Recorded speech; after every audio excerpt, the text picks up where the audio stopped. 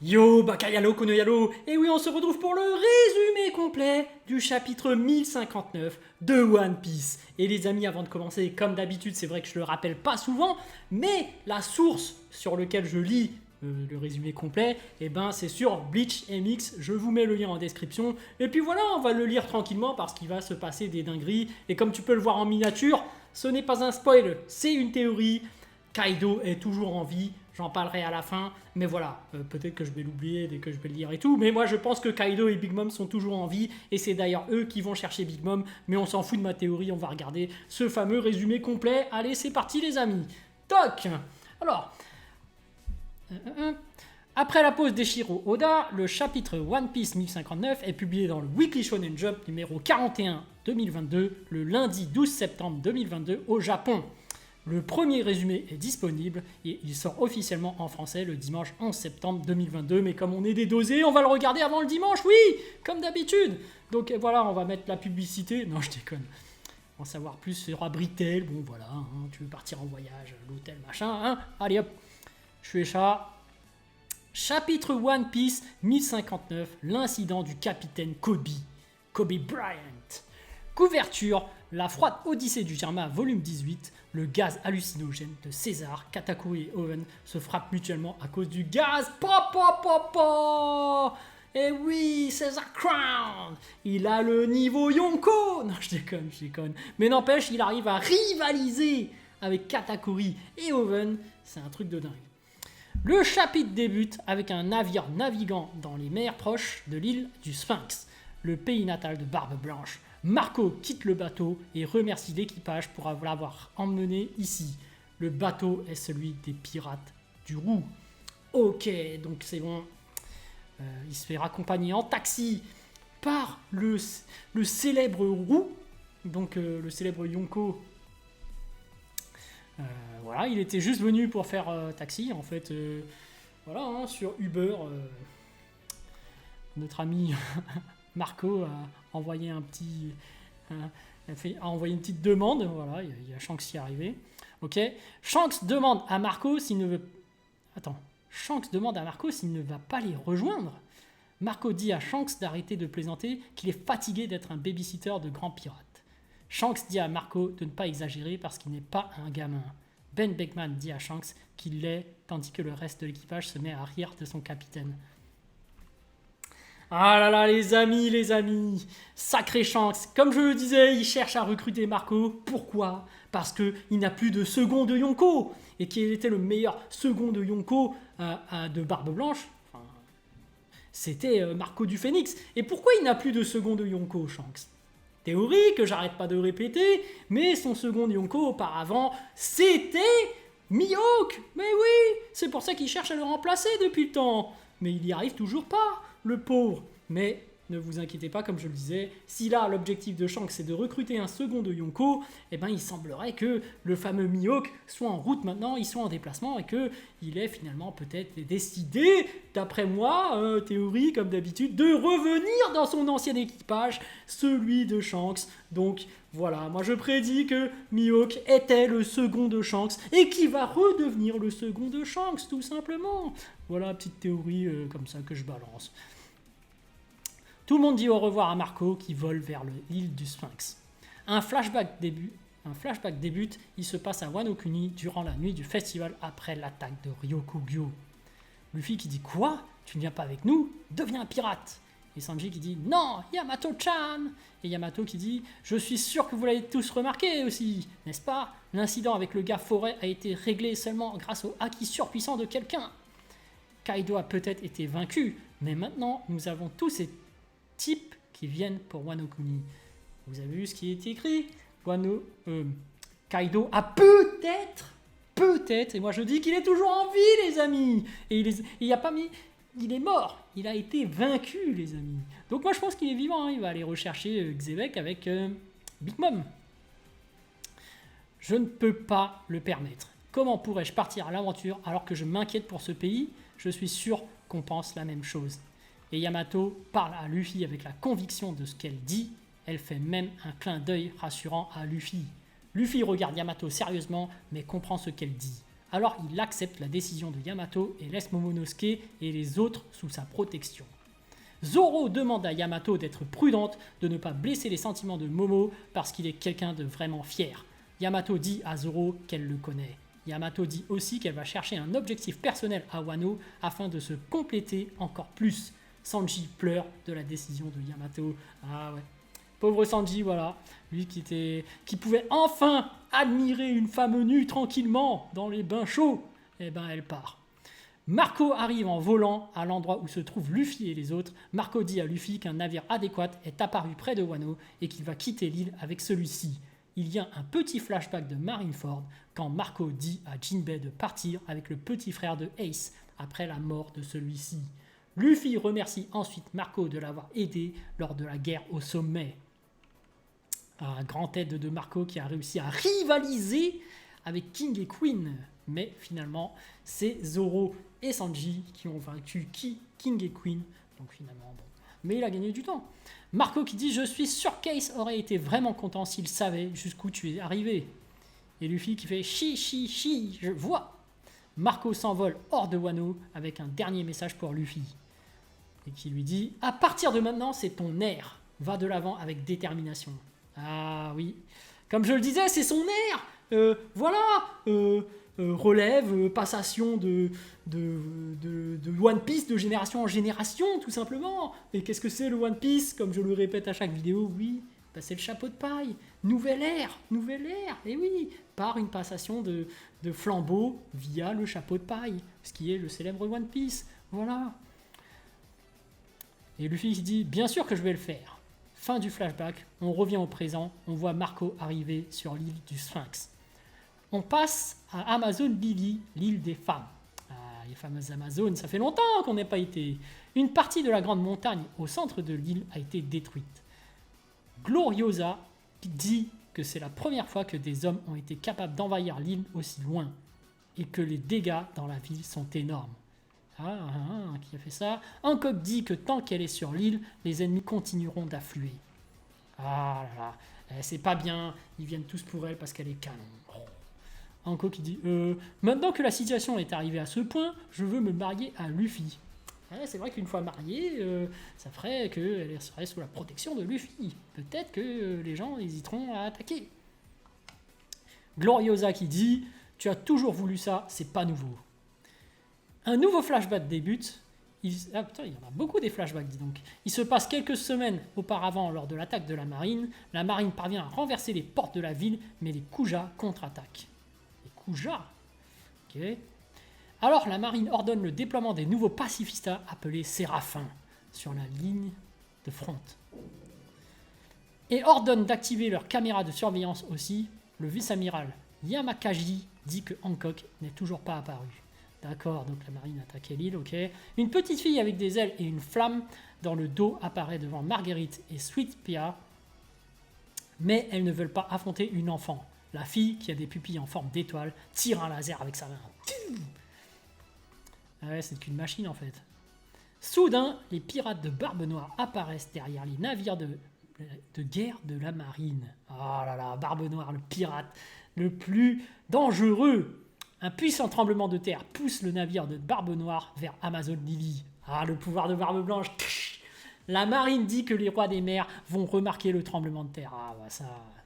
Quelle puissance ce Teach, quelle puissance.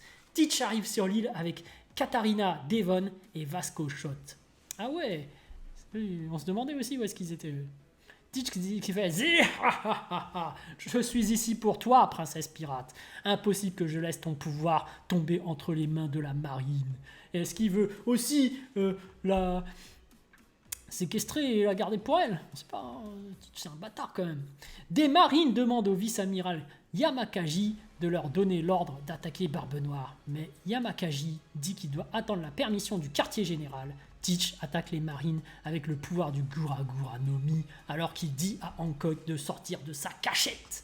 Ah là là, ça c'est la technique du stalker. Kobe entre avec un groupe de marines dans la ville des Kuja et tente de raisonner Boa Hancock. Ah, Kobe aussi, ça fait longtemps qu'on l'a pas vu. Kobe qui dit Hancock-san, nous ne voulons pas user de la violence. Si vous venez avec nous, je promets que nous quittons l'île immédiatement. Il promet, mais ils vont pas s'exécuter, les marines. Hein. Mine de rien, les marines, parfois, ils en font qu'à leur tête. Marigold et Sandersonia disent à leur sœur de rester à l'écart parce qu'elles vont s'occuper des marines. Cependant, Hancock se dirige vers la bataille. Ah, elle y va quand même. En regardant de haut, comme ça. Comme c'est ridicule. C'est ça qu'elle dit. Je ne serai pas entre les mains d'aucun camp. Je ne m'agenouille devant personne. Les subordonnés de Teach lui demandent de l'aide contre un nouvel ennemi qui est apparu. C'est un enfant, mais ils ne peuvent rien faire contre lui. On voit une explosion causée par un laser des pacifistas. Teach qui fait « Hein ? Ça ne peut pas être des cheveux blancs, la pommade et des ailes noires !» L'enfant arrive là où se trouve Teach. Le garçon a aussi une flamme dans le dos et manie une grande épée similaire à celle de Mihawk. Oh ! Est-ce que ce serait un deuxième meilleur épéiste ? En fait, l'enfant ressemble à une version jeune de Mihawk qu'Oda avait dessiné dans un SBS. Oh, carrément. Et est-ce qu'il n'y aurait pas un enfant de Vista qui va venir rivaliser avec? L'enfant attaque Teach, le coup d'épée coupe en deux la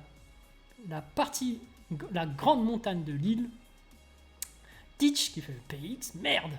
Ce gamin est un pacifista, c'est quoi ce bordel? Le pacifista attaque de nouveau Barbe Noire, mais il arrête l'épée avec son bras chargé de haki. Teach utilise ses pouvoirs pour absorber tout ce qui se trouve autour de lui.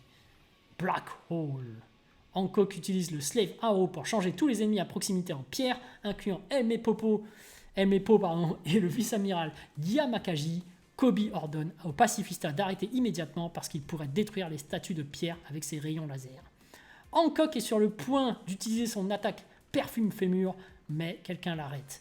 Sur une double page, on voit Teach qui attrape Boa par le cou et la soulève. Oh là là, je savais qu'il allait la soulever. Ses pieds ne touchent plus le sol. Les pirates Kuja et Kobe sont choqués. Teach utilise le pouvoir du Yami no Mi, donc Hancock ne peut plus utiliser ses pouvoirs. On découvre alors leur nouvelle prime. Oh là là, les primes, oh là là. Ancien Shichibukai, l'impératrice pirate Boa Hancock. 1,659 milliard de berries. Waouh. Mais moins que Croco. Moins que Crocodile et moins que Mihawk. Et Teach, zé, ha ha ha. On voit pourquoi on t'appelle l'impératrice. T'as transformé tous mes idiots en pierre. L'empereur Yonko, Barbe Noire. Marshal dit Teach. Prime. Oh, il dépasse celui de Mihawk. 3,996 millions de berries. Alors que Teach dit ça, on voit que même Katarina, Devon et Vasco Shot ont été changés en pierre. Kobe ne sait pas quoi faire dans cette situation. Teach dit à Hancock qu'il a patiemment attendu pour avoir ses pouvoirs. Hancock lui dit que son pouvoir est modelé à partir de sa propre beauté. Si Teach... Attends. Par rapport à sa propre beauté. Donc si on prend au premier degré, comme Teach il est super moche, du coup, s'il prend son pouvoir, ça ne marchera pas. Si Teach la tue, alors ceux qui ont été changés en pierre resteront dans cet état. Et même le prochain utilisateur du Mero no Mi ne sera pas capable de défaire le sort. Kobe dit qu'Hancock est un plus grave problème que prévu.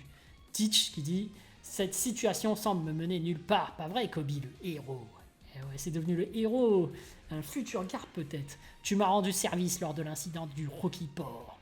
Grâce à toi, j'ai pu vaincre Oshoku, Wangzi et devenir le boss de l'île des pirates, la ruche. Et Kobe qui... Teach qui fait « Tu penses vraiment que si je la laisse partir, qu'elle va être gentille et rendre aux gens leur apparence normale ?» Kobe qui dit « Si elle ne fait pas revenir les soldats à leur apparence normale, cela va être un énorme problème. » Et Hancock qui dit « Je le ferai si vous quittez l'île !» Et Teach qui serre encore plus le coup de Hancock. Oh là là. Et c'est un mensonge.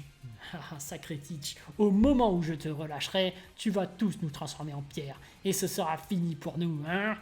Pour être honnête, je pense qu'il n'y a aucun moyen qu'un homme ne puisse pas être affecté par ton pouvoir. C'est une situation compliquée, alors je pense que je vais simplement te tuer, Et Kobe qui fait « Ne fais pas ça, le nombre de victimes sera trop élevé. » Et Rayleigh qui est là. Je m'attendais à la marine, mais ça, même le paysage de cette île a été changé. Désolé Hancock, je suis en retard.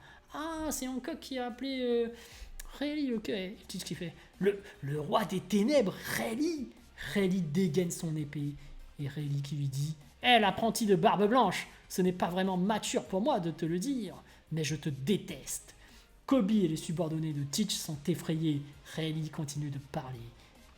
Hancock, refais passer tout le monde à la normale. Je serai garant, vous allez tous quitter l'île sans faire aucun geste regrettable. Oh, oh là là, ça veut dire que Rayleigh se sent capable de repousser tout l'équipage de Barbe Noire. On revient au présent de Amazon Lily. On voit que Rayleigh n'est pas arrivé sur l'île seul. Shaki est avec lui et on découvre sa véritable identité. Shaki, et d'ailleurs Shaki qui dit « Les avancées amènent toujours leurs problèmes. Grâce au navire de guerre en granit marin de Vegapunk, Calm Belt n'est plus une zone paisible. Impératrice d'Amazon Lily il y a 2 générations, ancienne capitaine des pirates Kuja Shakuyaku. » Rayleigh qui dit « Pour être franc, les choses nous ont été favorables. Je suis vieux maintenant, alors je n'aurais pas pu vaincre le Barbe Noire actuel. » Oh, ça y est, c'est bon. Barbe Noire est devenu plus puissant. Oui. Donc Rayleigh aurait peut-être pu rivaliser à l'époque. Donc niveau Yonko. Voilà. Rayleigh avait le niveau Yonko. Rayleigh dit ça alors que les marines pensent qu'ils seront capables de remplacer les Shichibukai avec ces nouvelles armes qui sont amenées sur l'île. Marigold et Sandersonia en parlent. Marigold, à la fin de la bataille, c'est 2. Et Sandersonia qui dit « Il n'avait pas la moindre égratignure. Et bizarrement, une d'elles ressemblait exactement à notre grande sœur quand elle était enfant. » On voit une image du visage de cette séraphin que la marine a utilisée sur Amazon Lily. En effet, son visage est exactement le même que celui de Boa Hancock quand elle était enfant. Cependant, ses pupilles sont en forme d'étoile. Oh, ils ont cloné tout le monde. Ils ont cloné tout le monde. Qu'est-ce que c'est que ce délire? Le chapitre se termine avec un navire de la marine rapportant ce qui s'est passé sur Amazon Lily. Et Marine qui dit « Oui, monsieur, nous avons jeté l'ancre au port d'Egg à propos du capitaine Kobe qui a été kidnappé. » Dans la dernière case, on voit une page du journal avec la photo de Kobe. Le narrateur dit que le capitaine Kobe, le héros de l'incident de Rocky Port, a été enlevé par le Yonko Barbe Noire et son équipage de pirates. Sa situation actuelle est inconnue. Oh, c'est un chapitre de dingue. C'est un chapitre de dingue. Il n'y aura pas de pause la semaine prochaine. Le chapitre 1060 de One Piece sort le 16 septembre 2022 avec couverture et page couleur. Et les amis, voilà, c'est déjà fini, mais c'était incroyable ce petit résumé complet. On attend le chapitre avec impatience parce que là, Barbe Noire, il est là. Il va foutre la misère sur l'île des Amazones. Mais, comme je le disais, petite prédiction du coup pour le prochain chapitre. Je pense que Kaio et Big Mom sont toujours en vie. Non, même pas pour le prochain chapitre. Je pense que je prédirais pour dans 10 chapitres. Du coup, tu pourras même pas dire « t'as tort, nanani ». Vous n'avez pas la preuve. On le verra dans 10 chapitres. Parce que là, on ne sait pas. On n'a pas vu leur corps mort, complètement fondu et tout. Moi, je dis qu'ils sont en vie, c'est tout. Ils vont aller chercher Xebec bientôt. Mais pourquoi 10 chapitres plus tard, ils vont le faire en mode flashback. Comme ça, tu auras la surprise. Oh, ils sont de retour. Oh, il y a Xebec. Oh, mais comment ça se fait? Et là, ils vont raconter le truc. Bon, ça, c'est une prédiction. Mais voilà, les amis, incroyable. Rayleigh, qui est toujours aussi classe. Comme je le disais aussi, petite prédiction, comme j'avais dit. Voilà, Marco, qui s'est fait débaucher par Shanks, parce que Shanks recherchait un second Yonko. Les amis, je vous avais dit que c'était pas Ben Beckman. Je vous avais dit que c'était Mihawk. Mais bon, là, on n'a pas encore la preuve concrète. Mais on verra ça dans la suite. Allez, sur ce, je vous laisse. Moi, j'ai hâte de voir le chapitre en clair et net. Et puis voilà, je vous dis à plus dans le bus, ou plutôt à plus tard dans le car.